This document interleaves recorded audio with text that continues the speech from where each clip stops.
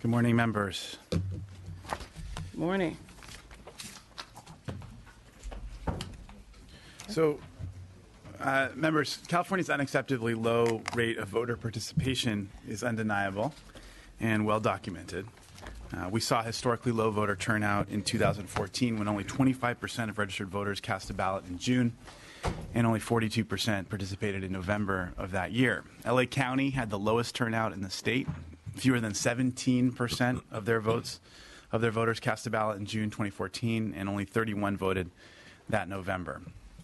And while voter turnout was poor across the entire country in 2014, California ranked an inexcusable 43rd in turnout among the 50 states in the District of Columbia.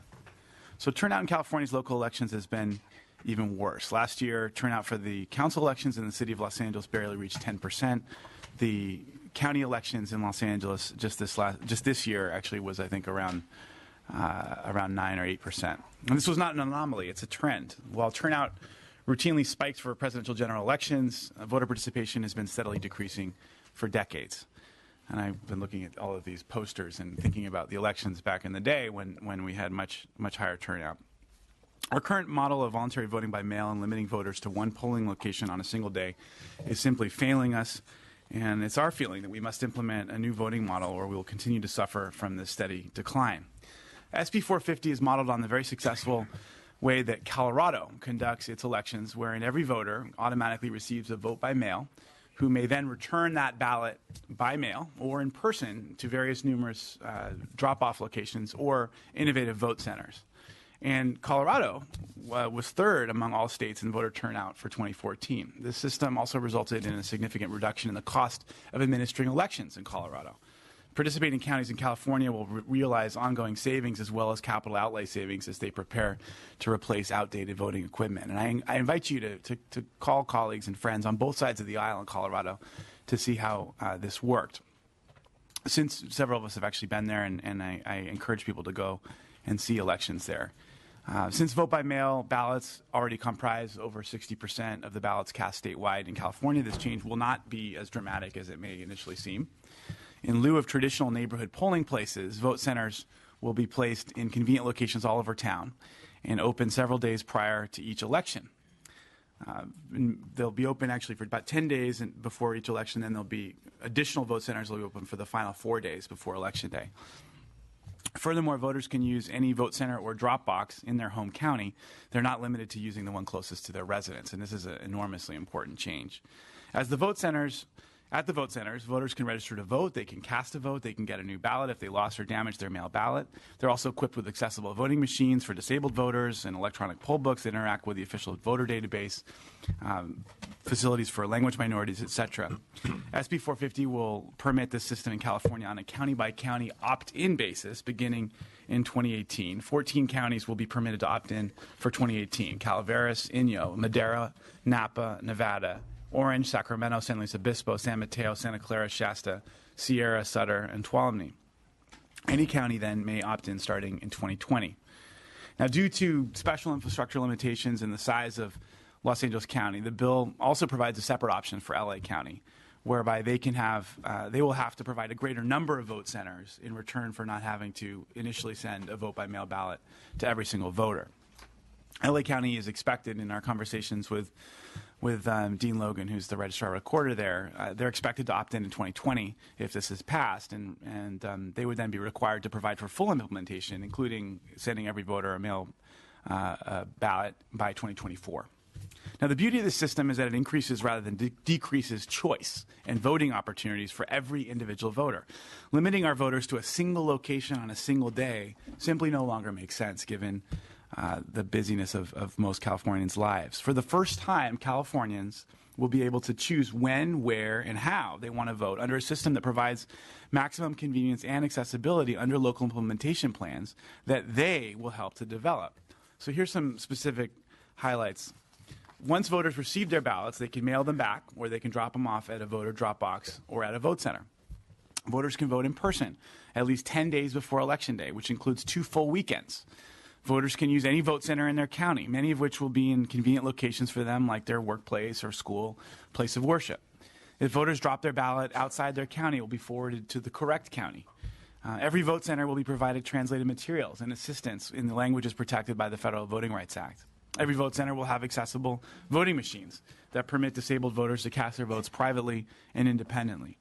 Voters will also be able to request accessible votes by mail ballots, which will permit visually impaired voters to vote privately and independently at home. And every vote center will provide same-day voter registration, which allows eligible citizens to register to vote or update their registration until the close of the polls on Election Day. Lastly, the public will have an unprecedented voice in how these elections are run, including formal consultation on the location of vote centers and ballot drop boxes. The language of SB 450 was painstakingly developed with the input of the Secretary of State and his staff, committee staff, county elections officials, numerous advocates representing all facets of California's very diverse electorate. And I want to thank all of them for more than a year of hard work on this groundbreaking legislation. SB 450 is supported by numerous good government groups and other organizations, including League of Women Voters and Common Cause. It offers the best opportunity to significantly increase voter participation while also saving participating counties money over our current broken system. And I would therefore respectfully urge your aye vote, and I want to turn the floor to the Secretary of State to make some additional comments. Okay, Mr. Secretary. Thank you, Madam Chair. Members of the committee, Senator Allen. I will not be repetitive. I think Senator Allen has done a good job of laying out what the content of the bill is and proposes to do. I'll frame my support in the following context. As I've mentioned to this committee before, there's two questions I get asked each and every day and have been for years now. As Secretary of State, what are you going to do to see more people registering to vote? And what are you going to do to facilitate more people actually voting in elections? Last year, with your support and that of the Senate and the governor, the new Motor Voter Act was passed and signed into law, and its full deployment will go live next summer. And we'll see the systematic registration of eligible voters to DMV starting at that point. What this bill does, it's a follow-up to new Motor Voter and tackles the facilitating more people actually voting. Senator Allen went through the substance of the proposals, I will just, again, sort of contrast it with how we vote today, which is a system that is more than just decades old, but the fact that we only vote on that first Tuesday after the first Monday in November is based on 19th century federal law and an agrarian society. Clearly, that is no longer the case for the vast majority of the country, especially here in California. And even things like why up until recently we had a 30-day before the election registration deadline, and we thought we were being progressive by moving it to 2 weeks before the election. It still goes back to the need for paper-based ledgers, rosters of voters that appear in polling places when people go to vote in person, while the trends amongst voters is increasingly people are choosing to vote by mail.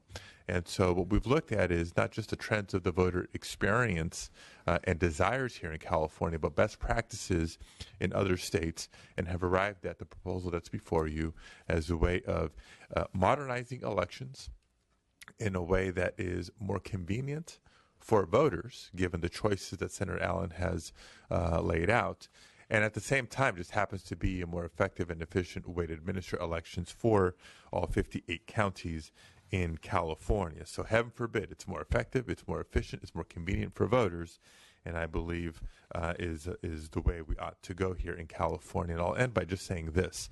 We just came off the primary election from a couple weeks ago where, second only to 2008, it was the best primary turnout in a long, long time.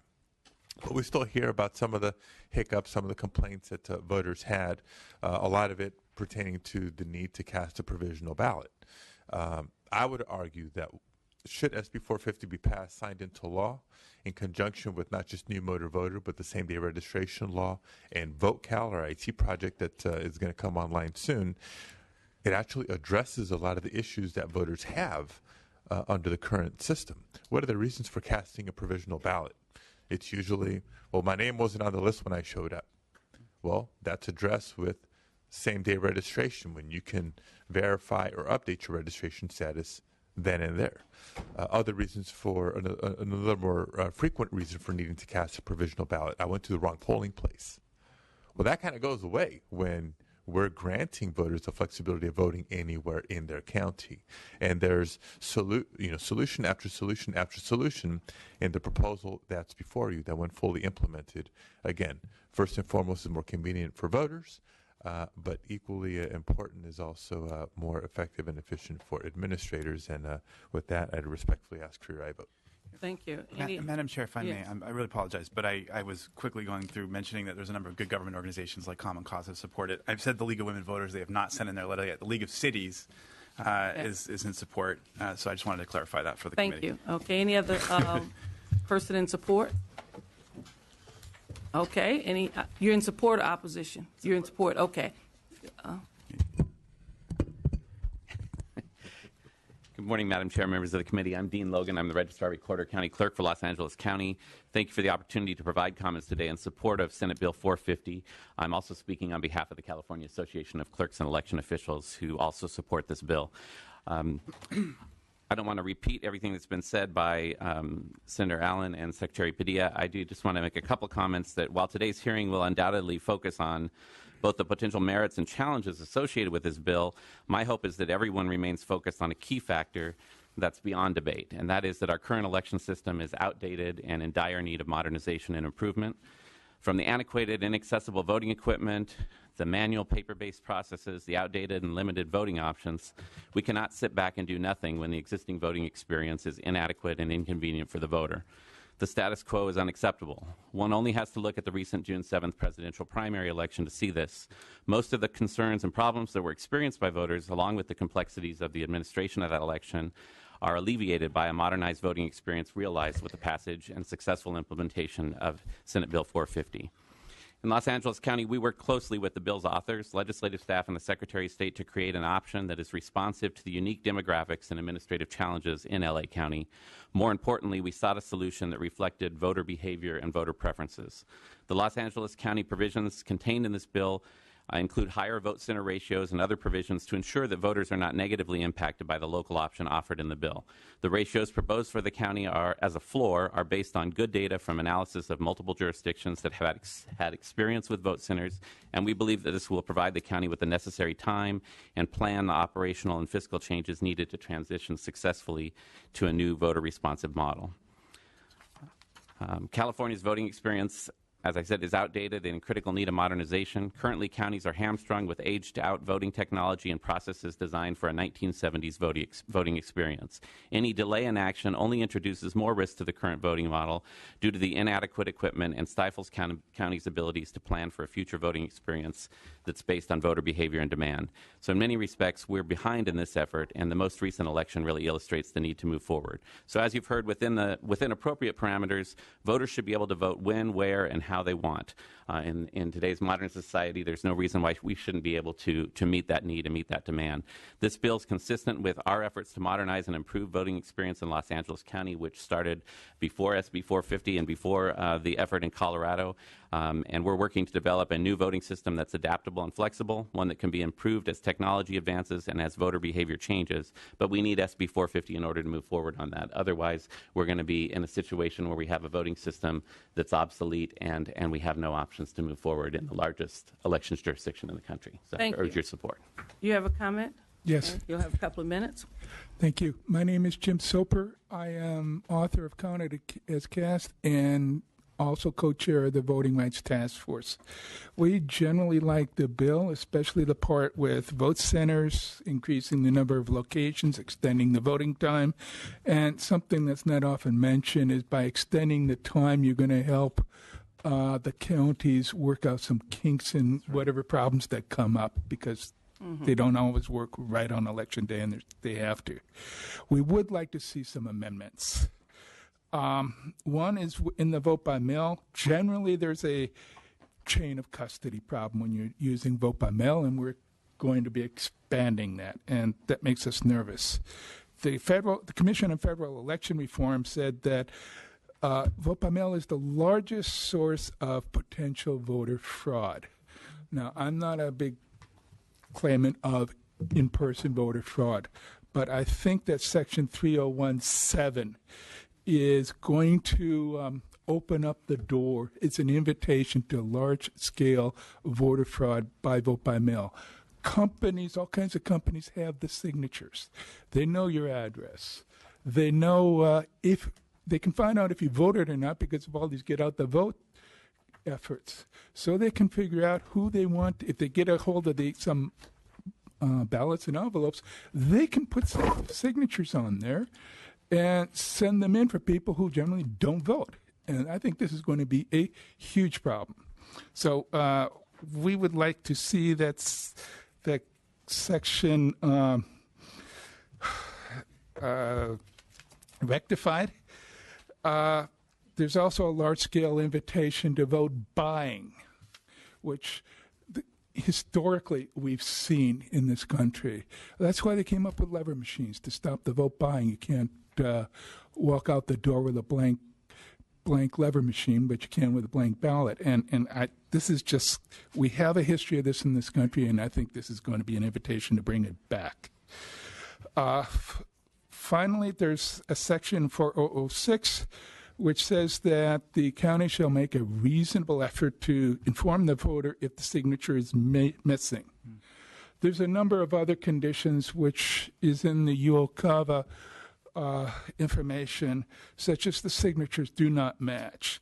The ballot was reported undeliverable. It came back undeliverable, but the county has a phone number or an email. The address was somehow wrong. There was a minor name change because somebody got married. There's numerous of these. And we think these need to be added in, that the county shall make a reasonable effort to make to contact the voter, to tell them how they can rectify it, and contact them quickly enough that they can rectify the situation. Okay, so we would like to see some of these amendments in. Thank you very much. Thank you. Any other persons in support? Just name an organization. Madam Chair and members, Michael Pimentel with the California Transit Association. We support the bill. Ask for your aye vote. Thank you. Nicholas Idorn with California Common Cause in strong support. Emily Rush with CalPERG in support. Grace Childs with the Urban Counties of California in support. Joe Michael with Equality California in support. Dorothy Holzen with the California State Association of Counties in support. Richard Tam from the Voting Rights Task Force in support, but there's the one part, if it's still in the bill, we really need it out where one person can turn in up to 1,000 ballots. Okay. We heard that was in the bill. If it is, it needs to come. Okay, it's out. Thank you. Okay.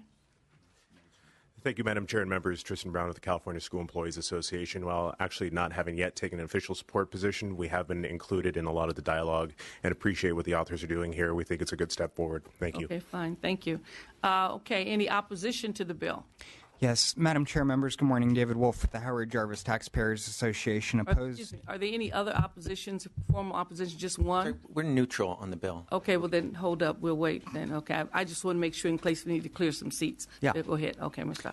Yeah, Madam Chair, thank you. Again, David Wolf with Howard Jarvis, opposed to this bill. But actually, members, not having anything to do with the meat of the bill, which is vote centers. There was an amendment to this bill made just last week that incorporates provisions of a bill many of you guys have seen before, AB 1921 by Assemblywoman Gonzalez, which we also opposed. And that stated that any individual, and not just a family member, can turn in an absentee ballot on Election Day. As with 1921, we are concerned about the potential for vote buying and vote harvesting if this becomes law. And we're also concerned about a provision that is in this bill and is not actually in 1921, and that's regarding the prohibition regarding ballot harvesters to be paid for every ballot that they return.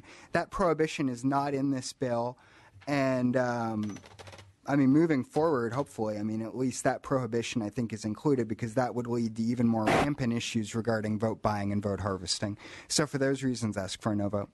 Okay. Anyone else opposed to the bill? Any other opposition? Any what, tweeners or don't really know what's going on? Okay, go Roma ahead. CS on behalf of ACLU of California. We have some concerns about the bill, but we're neutral at this time. And we appreciate the author, committee staff, and the Secretary of Staff's commitment to working with stakeholders on amendments to SB 450. As a result of the collaboration, we think the bill is stronger and has more protections for to ensure underrepresented communities are not left behind. However, along with other stakeholders, we have a few outstanding concerns about the bill. Okay, we're going to take this as an opposition statement then, because if you just, we just wanted the name and organization, so you have some issues that you'd like to give to the committee? Right, and we hope to continue working with the Secretary of State staff and the author and, and sponsors on the bill. Thank you. Thank you. Good morning, Madam Chair and members. I'm Kim Alexander with the California Voter Foundation. We've also been working with the author and committee staff on this bill. We do think it has merit. We have some concerns. We signed on to the ACLU suggestions. And I want to point out that there is no money available from the state to support the counties in this transition. And if the legislature allows the counties to eliminate polling places and decides later that this was the wrong decision, you can't go back and simply reinstate the law of one polling place per 1,000 voters without triggering a new massive state expenditure. The law requiring one polling place per 1,000 voters predates the law requiring state reimbursement of local mandates. So there's no going back without it costing an enormous amount of new state funds not currently being spent for this purpose. Thank you. Any other opposition or tweeners? Margaret Johnson, Disability Rights California. We're a tweener as well. We're neutral on the bill, and we really want to express our appreciation to the author and the stakeholders for working to really resolve a lot of the issues related to disabled voters, so certainly appreciate that. But we also signed on to the letter that the ACLU submitted and have some concerns about the LA proposal. I just want to point out that for people with disabilities to get to vote centers, many of them have to use paratransit. People that don't understand paratransit very well, you have to give a 30-minute window to be picked up. Once you're taken to the site, they don't wait for you unless you're only going to be there 10 minutes. You have to stay there 2 hours. Then you have another 30-minute window at least for them to come back and pick you up. So vote centers, while useful for a lot of people that can drive or walk to them, really work. People that have to use paratransit, it does become problematic. Okay. So just want to make sure you're aware of those issues. Thank you. Mm-hmm. Any other opposition? Hi, Angel Medina of Asian Americans Advancing Justice California, also co-signer of the letter of ACLU. In betweener, neutral on the bill. Thankful for the author as well as the Secretary of State's office for engaging with us early on and just echoing the same concerns expressed by ACLU, so I won't take up too much of your time. Thank you. Madam Chair and members, I'm Trudy Schaefer representing the League of Women Voters of California. We're definitely not in opposition. There's much that we like in this bill, and we appreciate that we've had the opportunities to be part of many of the discussions.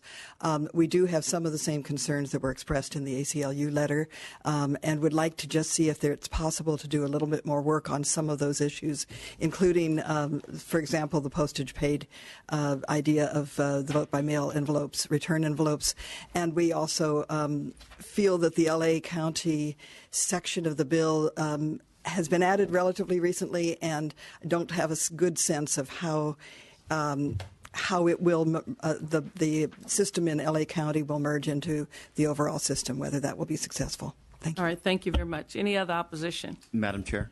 Okay, members of the committee. Madam Chair. Yes.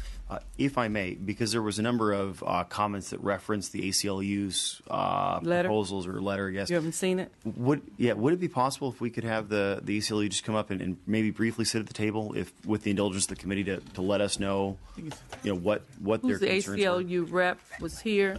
Could you summarize the 3 or 4 points that's in the ACLU letter? You can come to the table. It's a seat here at the table. Okay. Thank you. Mm-hmm. Thank you. So the points we raised were to provide prepaid postage for voters on their return envelopes. We also, another amendment request would be to not open up the SB 450 model to all counties until after the presidential election in 2020, to give us a chance to evaluate how this works in a presidential election. And also, there's already an expansion to Los Angeles County in 2020, which is expanding to a quarter of the state. And so stakeholders and the folks who are going to be involved, we think, are going to be very preoccupied with that expansion. There's also, we have some concerns about Los Angeles County, and so we suggest that the ratio of vote centers be lowered to 1 vote center per 5,000 voters. Yeah. And we also suggest that what the bill says right now or currently is that if a voter is not within 30 minutes travel time to a vote center or 15 miles of a vote center, that they would be mailed a ballot. And our suggestion is that that's far too high, that 15 miles is far too high from a vote center. So we suggest if a voter is not within 5 miles of a vote center or within 10 minutes of a vote center by public transportation, that they would be mailed a ballot to ensure that those voters who can't access a vote center readily will at least be mailed a ballot. And some of the other signers that weren't here today include California Calls, Pico, California, and so organizations that do voter outreach in Los Angeles County, or we consulted with them on these amendments. So most of the ACLU concerns are really about accessibility. Right. Yeah, that's that. Yeah. Okay. Any other comments? Questions? Yes, Mr. Mullen. Thank you, Madam Chair. If I could just make a couple of comments, I want to thank the Senators Allen and Hertzberg for bringing the bill. Mr. Secretary, thank you for your leadership. You are steering this 58-county election ship in a better direction here. I'm excited about the progress we're making. The analysis refers to the Colorado model. I like to call it the San Mateo County model because the Secretary himself has referred to it as the San Mateo County model. Our experience in San Mateo County when we went to this exact model was turnout went up from a historical averaging perspective. Youth turnout went up, Latino turnout went up, and Asian turnout went up, and costs for the administration of the election were down. That is a win. And San Mateo County, I know, will want to opt in this first phase. And I agree with the phasing. It makes some sense. It seems more workable the way the bill has been amended. So proud to be a principal co-author. I also want to mention it hasn't got a lot of attention, but as VoteCal comes online and same-day voter registration is possible, these high-tech voting centers will be equipped to really deal with those same-day registrations in a more efficient, effective manner. So very excited about that. I know there are issues out there about elections, infrastructure, financing, machinery, as we equip these high-tech centers. So lots of issues still to be dealt with, but we are definitely moving in the right direction and proud to move the bill.